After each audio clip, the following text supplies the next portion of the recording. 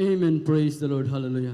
Ang pinakamataas na pagpupuri, pagluwalhati, pagdakila, pagsamba ay tayong sa ating pinakamamahal na Panginoon. Amen. Praise God. Hallelujah. Amen. Praise the I Lord. would like to express my double and honor and respect our dearly beloved parents, the Lord. Hallelujah. Remembering and cherish the blessed preachings and teachings of our dearly beloved Honorable Pastor Will D. Estrada Almeida, the end-time prophet of our loving God. Same as well as the dearly beloved Honorable Assistant Pastor Nancy Almeida na kanilang turut aral ay hindi natin malilimutan kailanman. Hallelujah. Pagbati rin po to all the beloved Almeida family. We love you all so much po. Praise God. Hallelujah. At pagbati rin po sa lahat ng beloved na preachers na narito po, sa lahat po ng ating minamahal na beloved kapatiran, sa lahat po ng ating beloved webcast viewers all throughout the world. Hallelujah. Magandang gabi po sa ating lahat. Hallelujah. Ako po yung nagpupuri, nagpasalamat muli sa kabutihan ng ating pinakamamahal na Paisos sa aming buhay mula nang siya ay amin nakilala. Hallelujah. Praise God. Nung wala pa po ako sa ating banal na gawain, marami pa akong karamdaman, meron pa akong mga bisyo. Hallelujah. Praise God. Ngunit salamat sa mahal na Panginoon, natagpuan ko po ang ating pinakamamahal na Panginoon. Hallelujah. Praise God. Sa dako ng Baguio City, sa may dinaos, sa banal na krusada, sa dako ng Melvin Jones Grandstand. Hallelujah.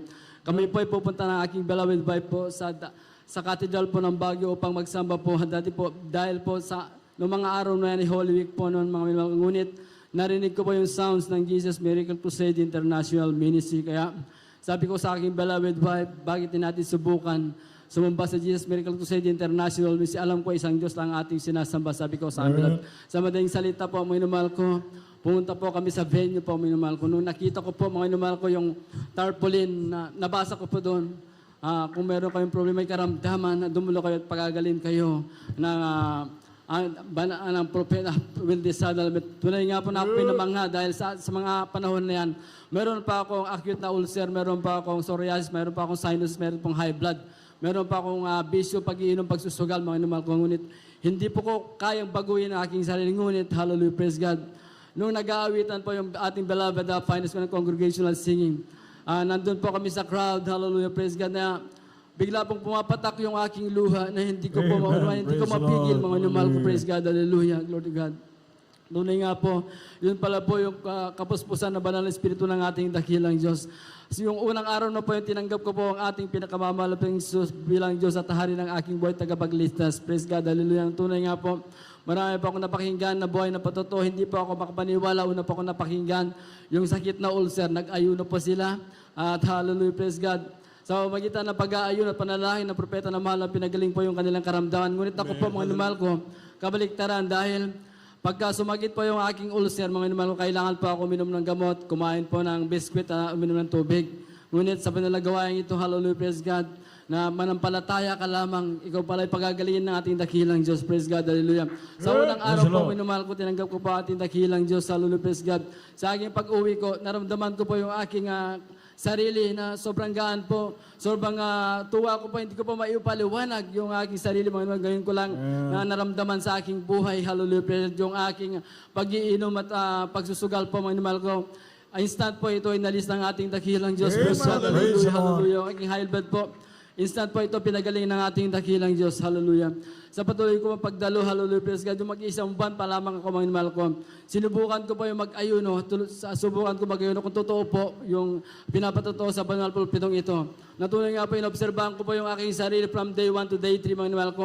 Hindi ko po naramdaman yung sakit ng aking tiyan, mga inumal ko, bagkos ito po pinagaling ng ating dakilang Diyos. Praise God, hallelujah. Sa patuloy kong pagdalo, mga inumal ko, yung aking psoriasis, at saka yung aking sinusitis na ito din po ay acute po, inumal ko. Ito po ay gradual na pinagaling ng ating dakilang Diyos. Praise God, hallelujah. Natunay nga po, nung mga panahon na yan, yung aking mga karamdaman na yan, from high school ko po hanggang po, hallelujah, hanggang 2005, talaga nga po na ininda ko po yan na halo na matagal na panahon. Ngunit, hallelujah, praise God, ang kailangan ko pa lamang pala, manampalataya, tanggapin na ating pinakamamalabis 100% na pananampalataya. Ito po ay nakamtan ko, hallelujah, aking kagalingan at pagbabago ng aking buhay. Praise God, hallelujah.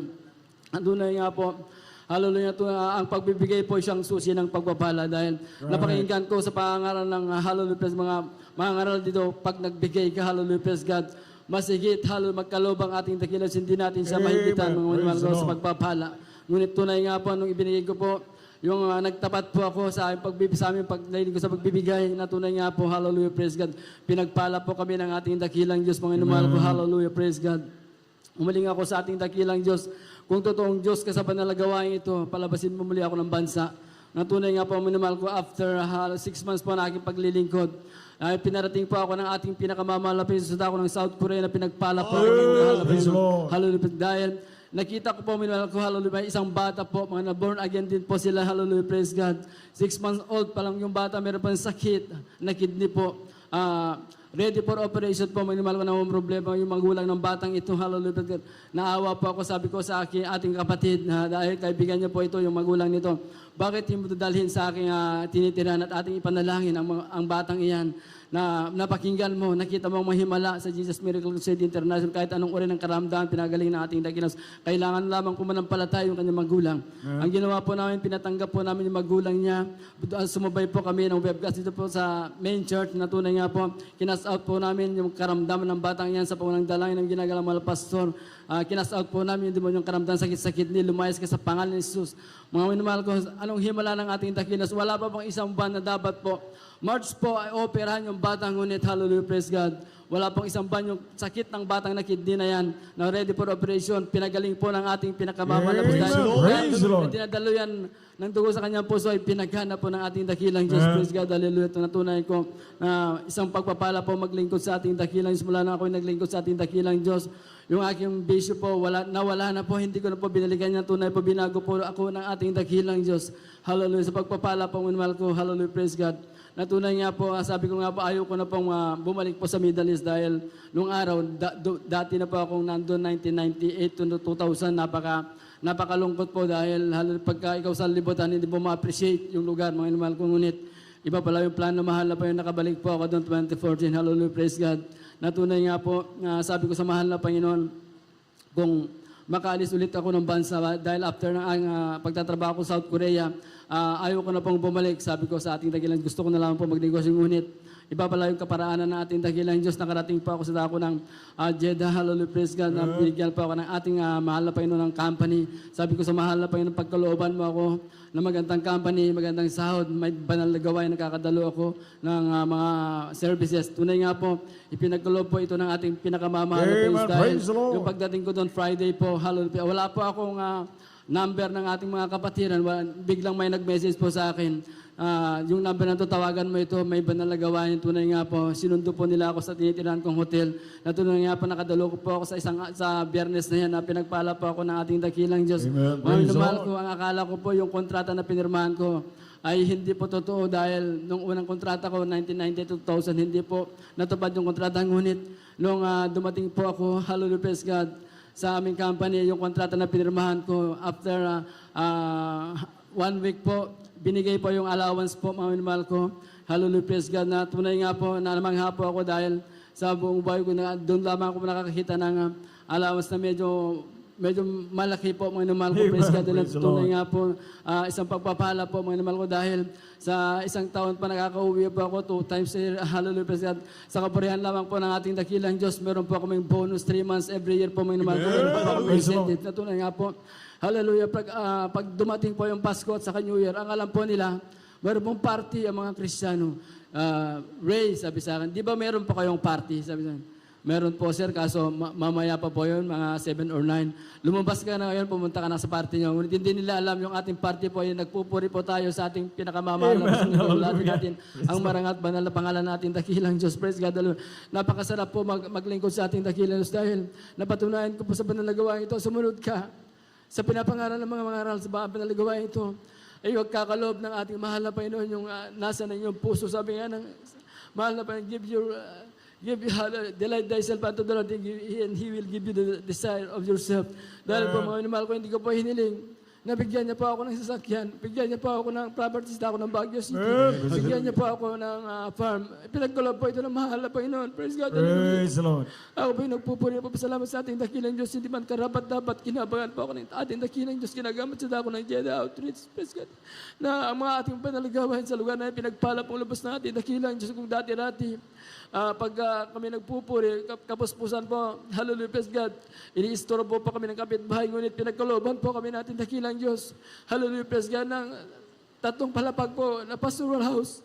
Meron pong sarili po namin yung compound. Hallelujah, praise God. Tunay nga po na ang pagpapala na mahal na pahinandayan po. Mga minamahal ko dahil sa matatapat sa pangunang dalangin na ating iginagalang mga magulang sa ating dakilas at panalangin natin beloved Almeida family. Praise God, hallelujah. Nandyan po, pinagpala po mga banal gawain sa dakong yan. Meron at saka yung bunga po ng Jeddah Outreach yung itawid po. Dati po maliit lamang po mga minamahal ko.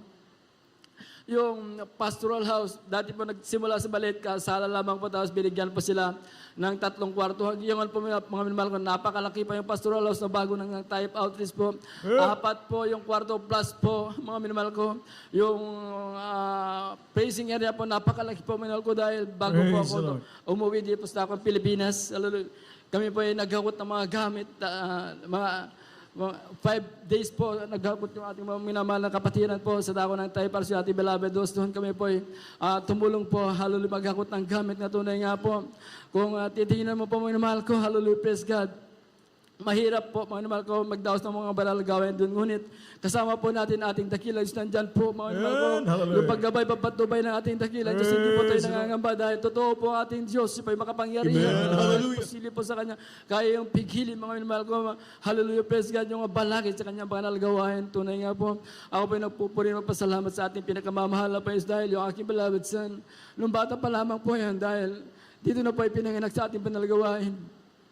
Madaling araw pa lamang po. Sa murang edad po niya, nagigising po na madaling araw po yan, mga mahal ko. Papa, 4 o'clock na magpuri na po tayo sa ating dakilang Diyos hanggang sa Children's Choir. Hanggang sa ngayon, youth choir na po siya. Sila po ginagamit po siya, hallelujah, sumusundo ng mga PWD, hallelujah po, dadalhin po sa ating panalagawain, mga mahal ko. Natunay nga po, nababless po. Kapag nakikita ko po sila, mga mahal ko, makita po natin yung ating mga mahal na ating mga minamahal na mga anak na nagpapagamit sa panalagawain natin, dakilang Diyos. Kaya, napakabuti maglingkod sa ating pinakamamahal na Jesus. Ang lahat ng kapurihan, pasasalamat ay tayong sa ating pinakamamahal na Panginoon Jesus. Amen. Praise God. Hallelujah. Amen.